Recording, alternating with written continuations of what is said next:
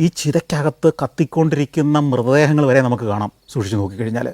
അതായത് വിറകൊന്നും നമ്മുടെ നാട്ടിലേതുപോലെ വിറകട്ടിക്ക് പൊതിഞ്ഞ് അങ്ങനെയൊന്നും അല്ല ചെയ്യുന്നത്.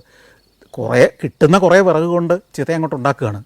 ഏതൊക്കെയോ നാടുകളിൽ നിന്ന്, കിലോമീറ്ററുകൾ അകലെ നിന്നും, ചിലപ്പോൾ അടുത്ത ജില്ലകളിൽ നിന്നും, പിന്നെ അതിനും അപ്പുറമുള്ള ജില്ലകളിൽ നിന്നും ഒക്കെ ഗംഗയുടെ തീരത്ത്, ഈ കാശിയിൽ, ഈ വാരണാസിയിൽ സംസ്കരിക്കുന്നതിന് വേണ്ടി കൊണ്ടുവരുന്നുണ്ട് മൃതദേഹങ്ങൾ, വളരെ അകലെ നിന്ന് വരെ.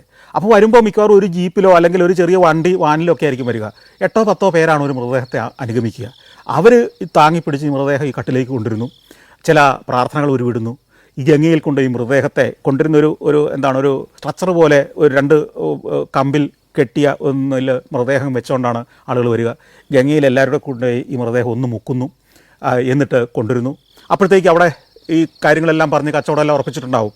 ഏത് ചിതയിലാണ് സംസ്കരിക്കുക, അതിനെത്രയാണ് ഫീസ് എന്നൊക്കെയുള്ള എല്ലാം തീരുമാനിച്ചിട്ടുണ്ടാവും. ആ ഫീസെല്ലാം കൊടുക്കും. ഡോം എന്ന് പറയുന്ന ഒരു കമ്മ്യൂണിറ്റിയാണ് ഈ ചിത ഒരുക്കുന്നതും കത്തിക്കുന്നതും എല്ലാം ചെയ്യുന്ന സമുദായം, ഡോം സമുദായം. അവർ ഈ പറഞ്ഞ ചിതയുടെ അല്ലെങ്കിൽ ഈ ശ്മശാനത്തിൻ്റെ ആൾക്കാരാണ്, ശ്മശാനത്തിലെ എല്ലാ പ്രവർത്തനങ്ങളും നടത്തുന്നവരാണ്.